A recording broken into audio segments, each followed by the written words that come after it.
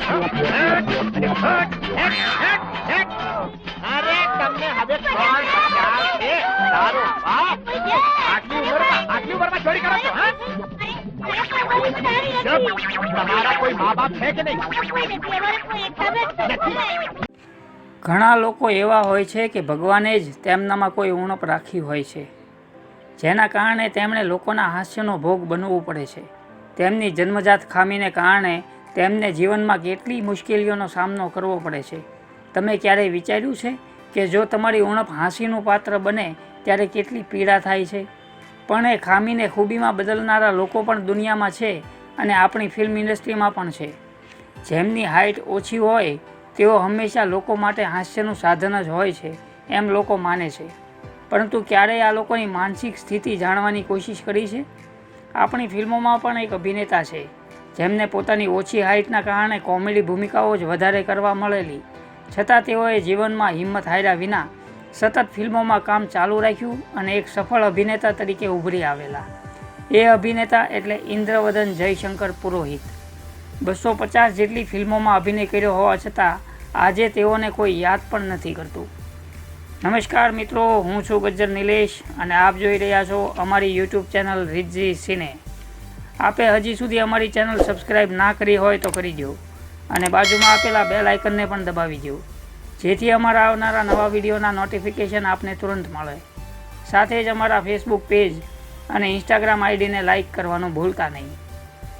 દેવભાઈ, અરે હા દેવભાઈ. અરે આવ મફત, શું સમાચાર છે? અરે ભાઈ, આ તમે તો રાત દિવસ જોયા વગર આ ખેતીના કામમાં મંડ્યા છો ને? અરે એ વિના છૂટકો છે મફતિયા. અરે પણ કાલ સવારે માધવભાઈ જયારે ડોક્ટર બનીને આવશે ને ત્યારે હંધાય હારાવાના થઈ જશે. એ વાત સાચી હો મફત. જેટલું લાંબુ નામ એટલું જ નાનું કદ, છતાં અભિનયમાં એક્કા સાબિત થયેલા આ અભિનેતાની સિનેમા સફર સંઘર્ષમય રહી છે.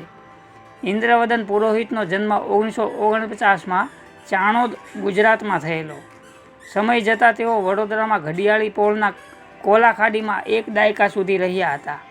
1981માં તેઓ તેમના મોટા ભાઈ વિનોદ ચંદ્ર સાથે મુંબઈ બોલિવૂડમાં ગયા હતા. માત્ર 4.5 ફૂટ ઊંચાઈ અને અભિનય ક્ષમતાને લીધે તેમને અનિલ કપૂર અને જેકી શ્રોફ અભિનીત ફિલ્મ યુદ્ધમાં અભિનયની તક મળી હતી.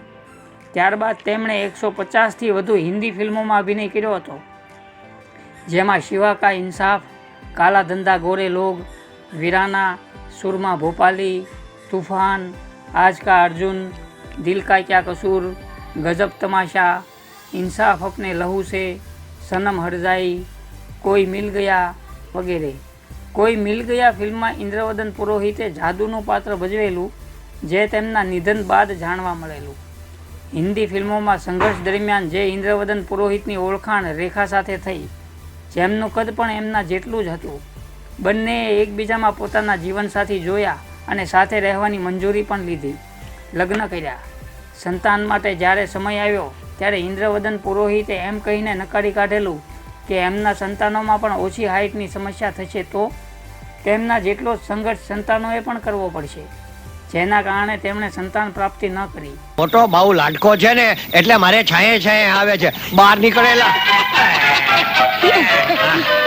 જુગ જુગ જીઓ મારી બેનડી. અમે ઈ કહેતા હતા કે કઈક લગન બગન નું કઈક થાય તો કઈક કામ કાજ ઉજે, પણ આ બાપુ માનતા જ નથી. અરે ક્યાંય આપણી વાતે હલાવતા નથી. બાકી અમારામાં શું ખામી છે? છઈને બે જણા કામદેવના અવતાર.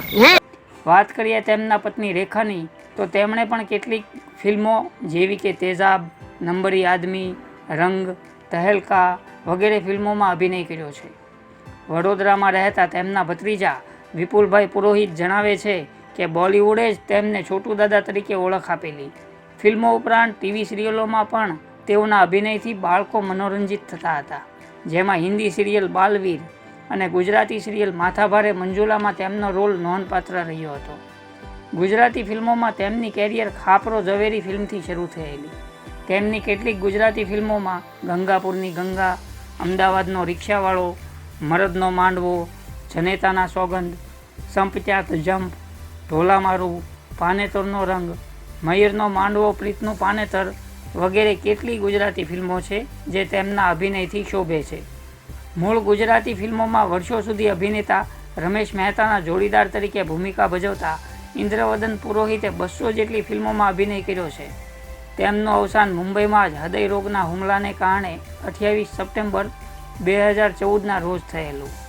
તો મિત્રો, આપને અમારો આ એપિસોડ કેવો લાગ્યો તે આપ અમને કોમેન્ટ કરીને જણાવશો. તે સાથે જ જો આપ અમારી ચેનલ પર પહેલીવાર વિડીયો જોઈ રહ્યા હો તો અત્યારે જ અમારી ચેનલને સબસ્ક્રાઈબ કરી દો અને બાજુમાં આપેલા બેલ આઇકનને પણ દબાવી દો, જેથી અમારા આવનારા નવા વિડીયોના નોટિફિકેશન આપને તુરંત મળે. સાથે જ અમારા ફેસબુક પેજ અને ઇન્સ્ટાગ્રામ આઈડીને લાઇક કરવાનું ભૂલતા નહીં. Thank you. વળી પાછા તમે લોકો બાંધ્યા? ના ના, તમે તો કેવા ધણી ધણિયાણી છો. ના ના, આ તે મંદિરનો ઓટલો છે કે પછી ઝઘડવાનો અખાડો? અરે પણ તમે લોકો અહીં જ ઝઘડા કરો છો? અરે પણ મોટી મૂછું વાળા ઝીણકા મહારાજ, ખબરદાર! વારે વારે ઈ બચારી ભૂલ જવી તું મારે કરે છે? ના ના, છોકરા ન થાય એમાં ઈ બચારીનો શું વાંક?